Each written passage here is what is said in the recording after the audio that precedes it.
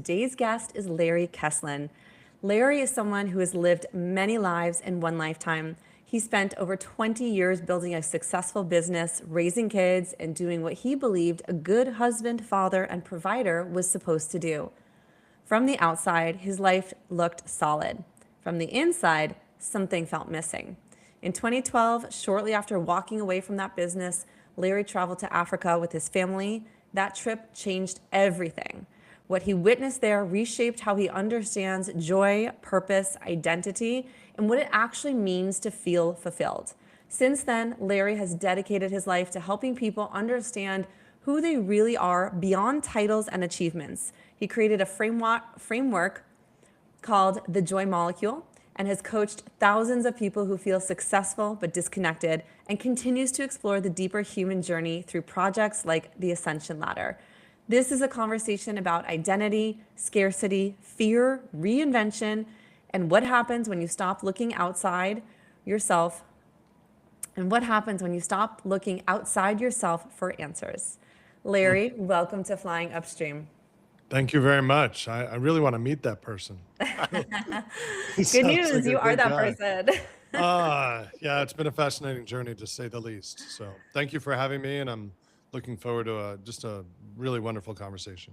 Amazing. All right, let's get right to it. So, Sure. before everything shifted for you, Yeah. what did your life look like on paper, and what did it feel like inside your body when no one else was watching?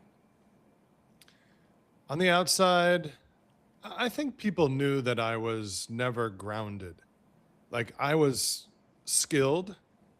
I have some gifts that I was given. This being that I live in was gifted with some basic skills that I still to this day honor. They are not me anymore. What I've realized is that they were just things that I'm able to do. And in my journey, I've kind of gotten to this place when I was your question about what was life like.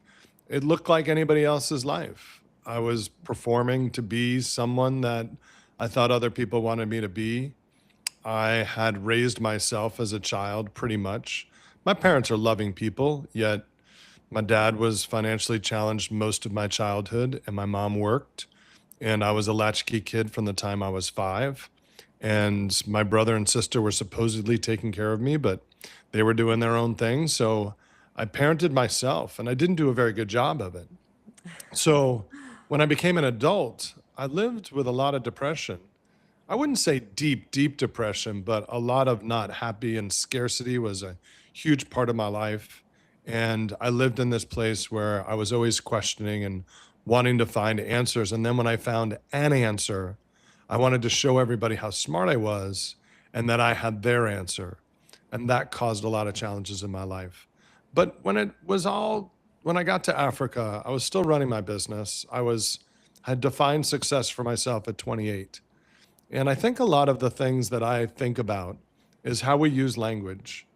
And I define success at 28 as the ability to do what I want whenever I want to do it. And that kind of shaped my decision to leave GE a year later and to start on my own entrepreneurial journey, which has been 32 and a half years now. And Wow. April 15th will be 33 years. Wow. So I know what it's like to take care of myself.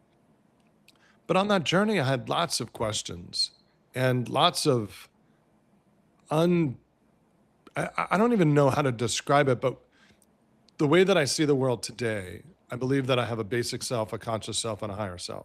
So my basic self is my inner child.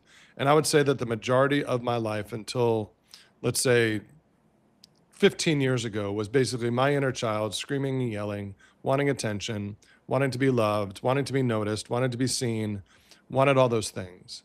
And it showed up as a successful business owner because I drove opportunity and I sought opportunity everywhere. I left no stone unturned. And if I look back at it, I did all the things I thought I needed to do in order to get all the things that I wanted. And then things started shifting. Before I moved to California, I lived in New York City from 1992 till 2010, so in Manhattan and Riverdale in the Bronx, and married a woman that I met that we had a great relationship for almost 27 years and raised 2 kids. So on the outside, it all looked good. And we moved to San Diego in 2010. I love living in San Diego. For me, it's the best place in the world, and I've traveled a lot.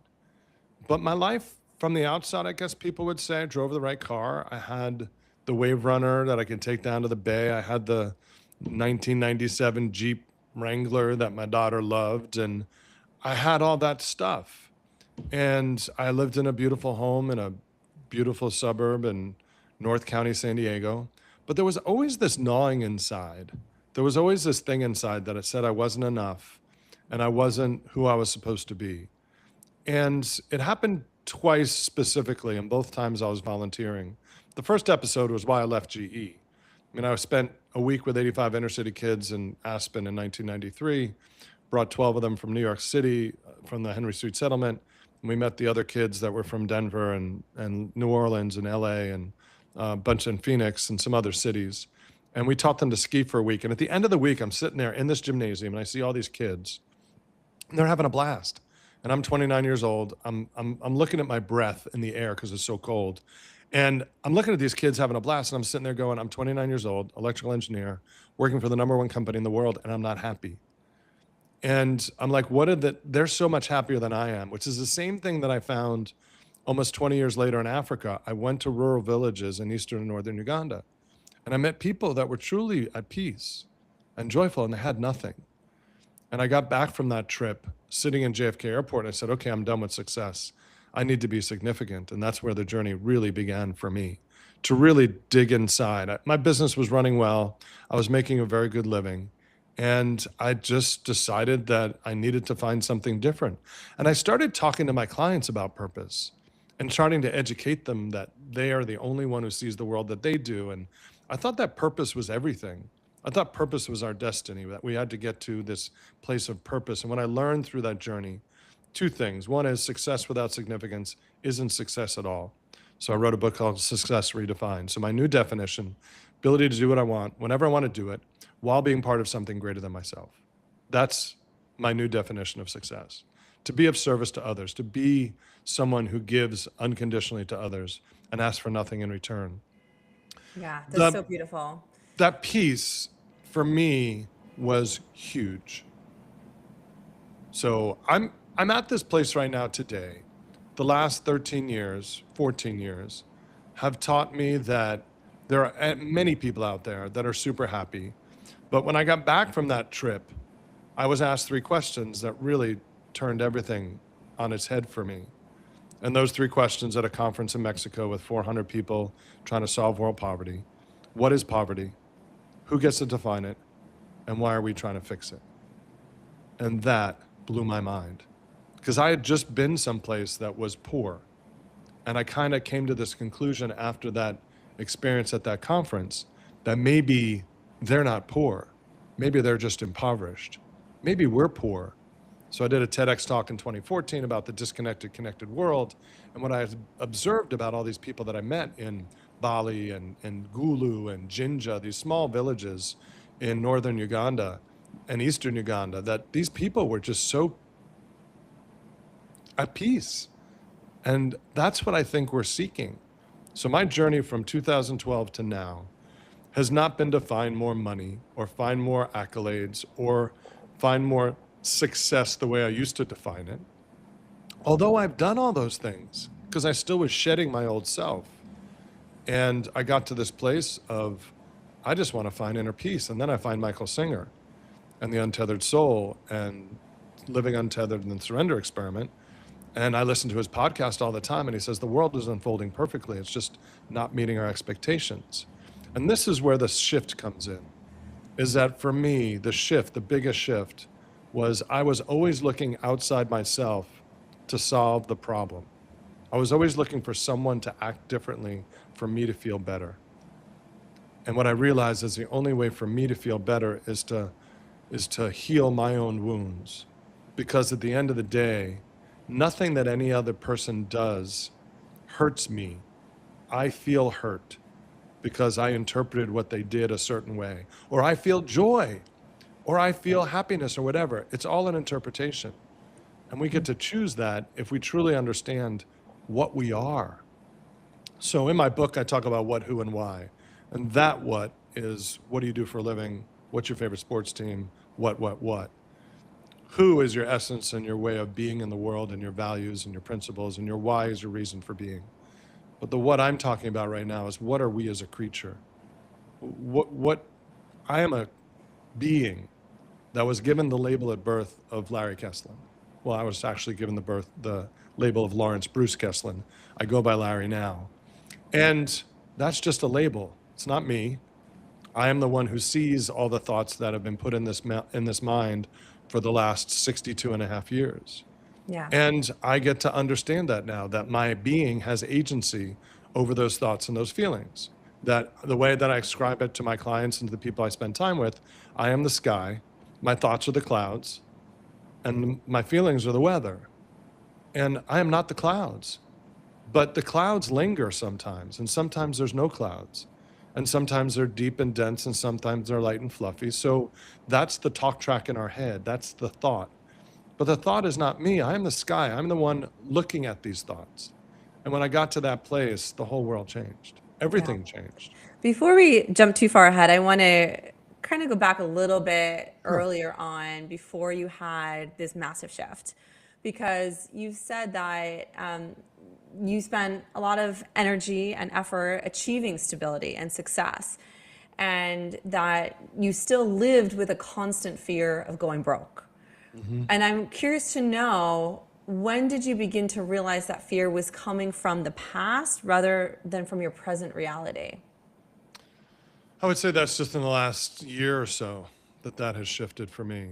Because when I started to get to know sky, well, let's just use it as the sky. When I started to get to know myself, my being, I realized that my being is pure love, 100% abundant, 100% neutral, 100% grateful, and 100% present. And that for me, everything else is thought. And not that thought is bad, and not that thought is evil, but it's just thought.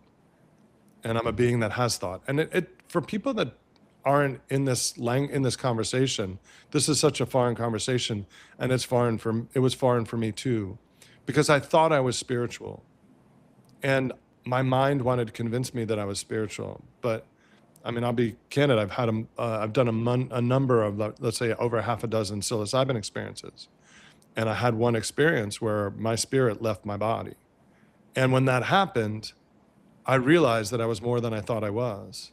And when I came back into my body, it took me 6 months to integrate what actually really happened, maybe even more.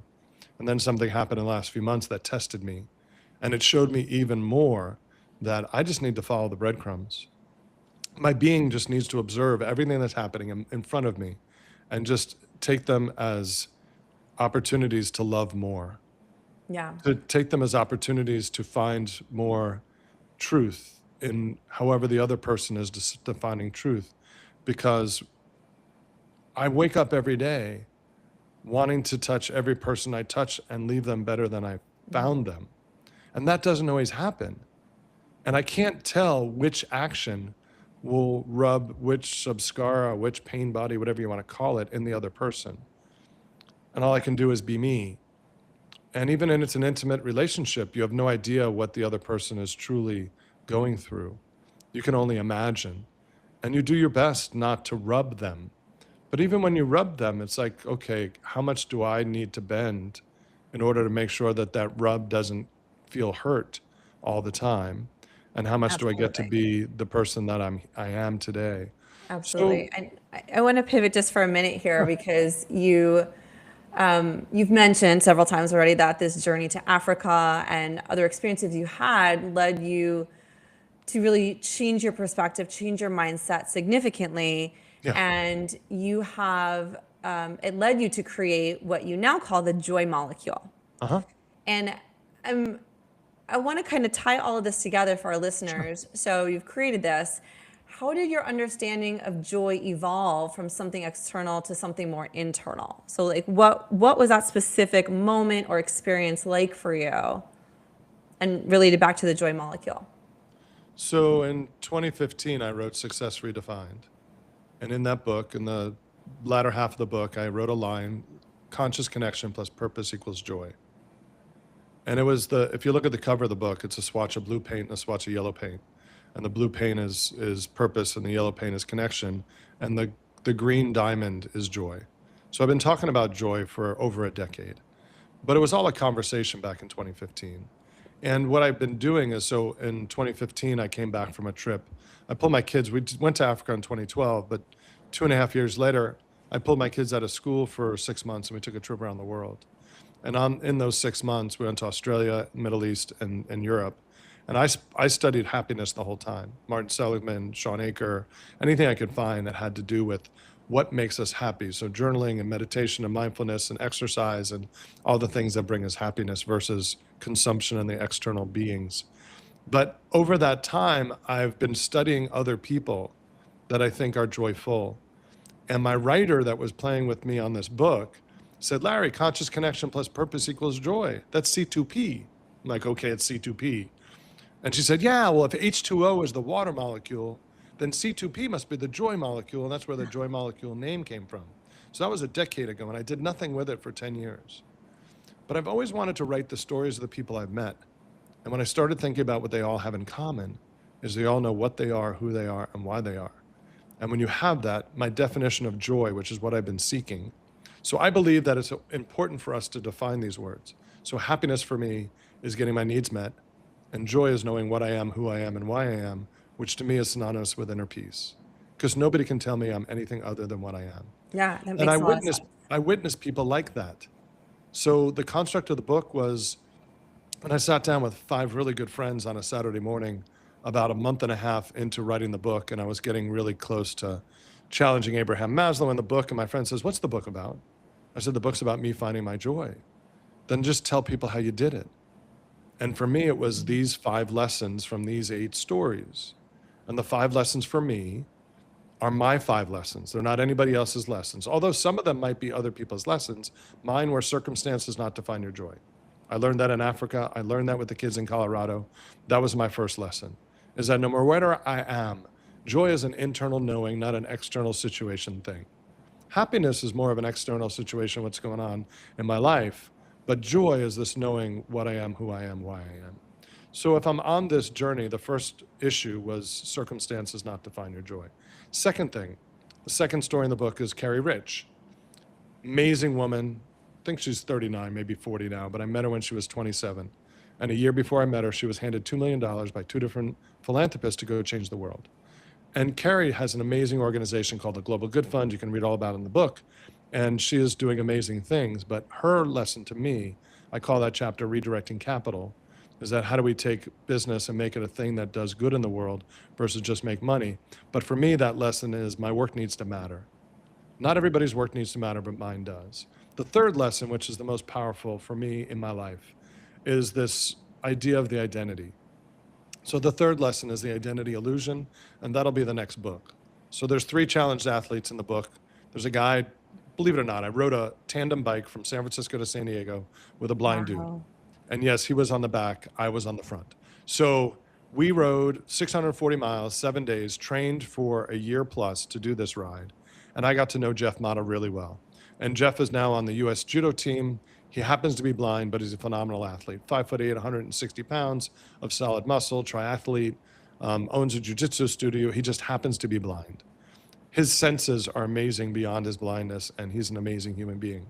So that story informed him about his identity when he lost his sight 18 years ago. The second story about Moon Cucker, lost her arm in a motorcycle accident, and that informed her, and she became a world-class archer. So she was the first female on the compound archery team for the Paralympic team for the US. And the last story is Joe Delagrave, who's the coach of the wheelchair rugby team, who broke his neck at 19, 6'6", 260, college football player, now paralyzed in a wheelchair, quadriplegic. He's going to be writing the next book about his journey, which is all about losing his identity multiple times in his life. And the question is, what are we? The fourth lesson is all about persistence, perseverance, and patience. And those are the 3. Those are really important lessons. That's a really important lesson, that everything happens for a reason, and we just need to keep moving forward. And the last one is called the Enough Academy. When we have enough, what is life? I mean, what are we supposed to do with enough? When we have more than we need, what are we supposed to do? And that's a story about a philanthropist who was sold a business for $500 million and has given a lot of it away, and he's realized that it's all about connection.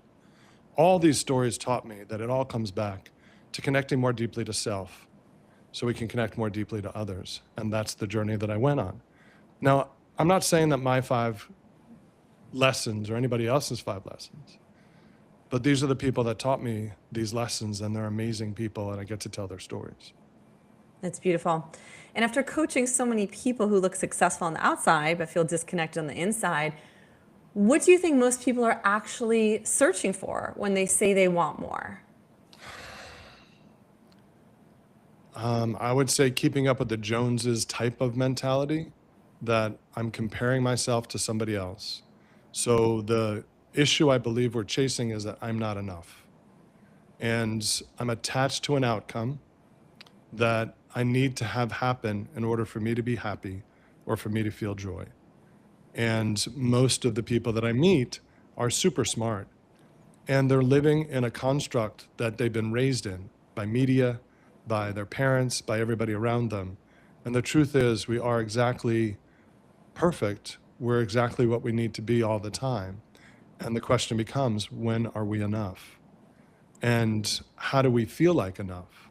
Because most of us, for me, for most of my life, I was always striving to get more and set more goals so I can move the goalposts, so I can be less happy, because now I need to, as soon as I achieve something, I need to go find the next thing.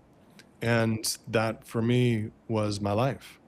And it no longer is. I mean, I was in a networking group a week ago, and he's talking about goals and all this stuff that everybody wants to attend. If we try to, I'm like, I'm done with goals. I'll set intentions and I'll have an idea of what I want to accomplish this year.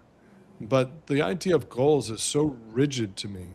It's so much, well, if I don't achieve them, I'm not going to be happy. I don't know. That doesn't serve me, does it? Will it make me work harder? I'm at this place now where the world just unfolds every day.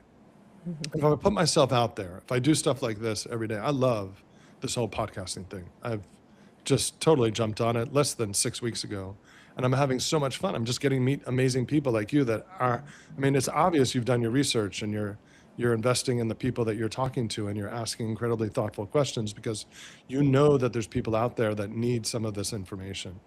And I just thank you for doing that. I mean, we are in this world where there's so many people in pain because they've been listening to Madison Avenue and Hollywood, that Hollywood has the definition of what a relationship should be. And Madison Avenue tells you what clothes you should wear and what kind of car you should drive and what cigarettes you should have smoked 50 years ago, which wouldn't hurt you. No, they're not bad for you. No, they're great. And if you smoke them, you'll get this beautiful woman. And little do you know, you're going to die from lung cancer. So it's the most amazing machine that's ever been built. And I think a lot of it is to keep people from learning to get past consumption. Consumption is the system we live in. And I believe that in order to find out why we're here, which to me, the reason we're here is to figure out why we're here. Like, and my daughter asked this beautiful question 2.5 weeks ago. She had just come through some challenges and her life got a little interruption. So she's got to go back to grad school again this semester, and she's starting from scratch.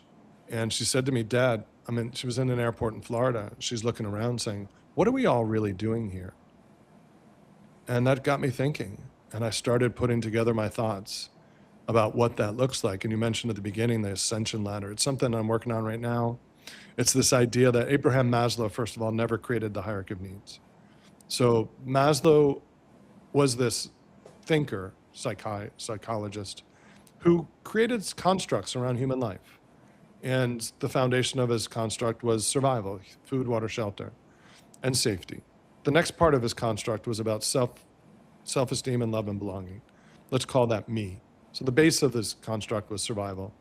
Me stuff. I need to love myself and I want to belong to others. And then the top was self-actualization in the pyramid. Maslow never created a pyramid. Some consultants did that wanted to use his work in the corporate world and gave him full credit for it.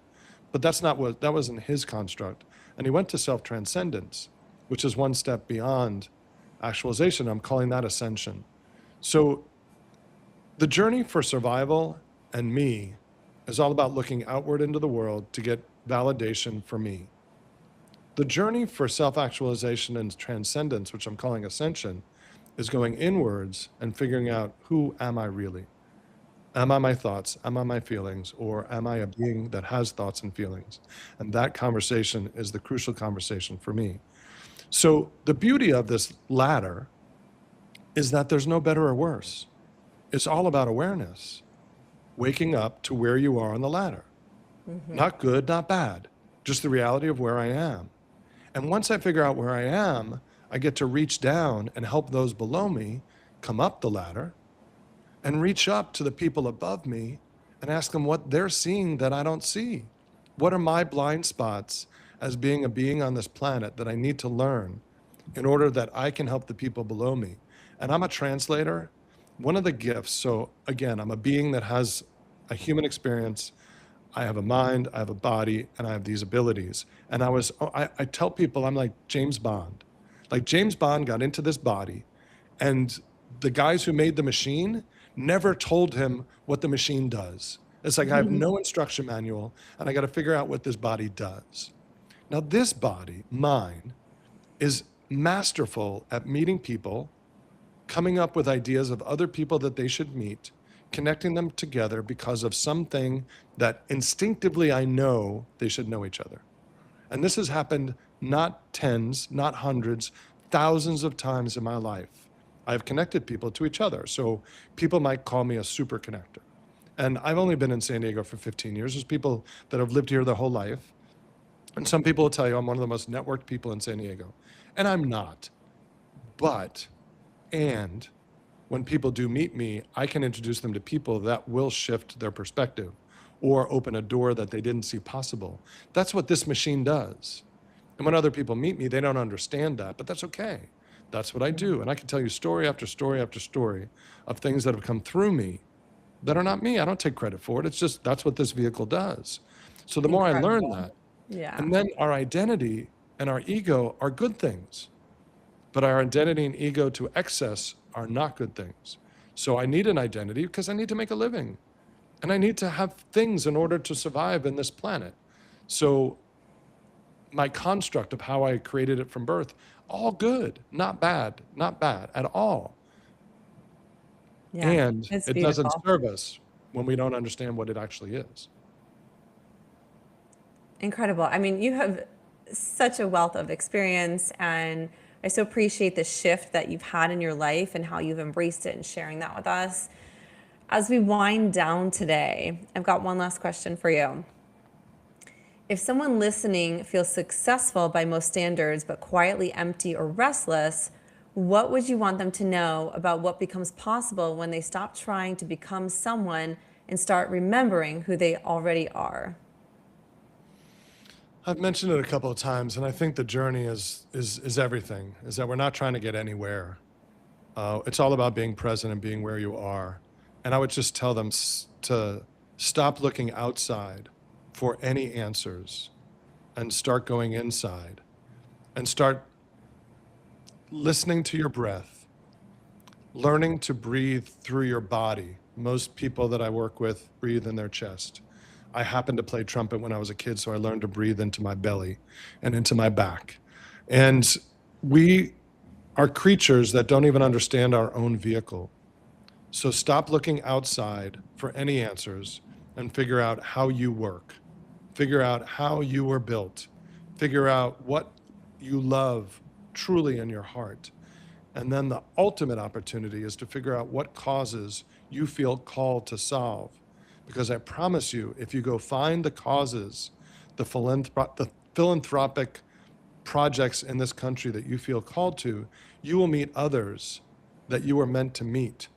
Either those that are on the board involved in the organization or the actual people that the organization serves. You will find your peace, because I believe each of us was wounded in certain ways that lead us towards other people that have similar wounds, so we can help each other heal. And I think that's what the journey is about, is stop looking outside to get more stuff. I've made less money over the last 10 years, every year until this year. And I'm finally, it's shifting the other way because of my letting go of everything, my scarcity issues, all of it. And knowing that the world would take care of me. And I ask people to just Absolutely. trust, to follow the breadcrumbs and let the world unfold in front of them. Wise words, Larry. Thank you so much for this conversation and for the depth that you brought into it. I really appreciate the way that you spoke about identity, fear, joy, and the meaning that cuts through a lot of the noise and it lands in a very human place. So I appreciate that, and especially your honesty about the parts of the journey that were uncomfortable, moments of unlearning, and mostly the reminder that fulfillment is not something we earn, but something we remember. So Yeah. thank you, Larry, for sharing your story and your perspective with me today. Thank you very much, Kristen. You have an amazing, blessed day and a wonderful weekend. Thank you.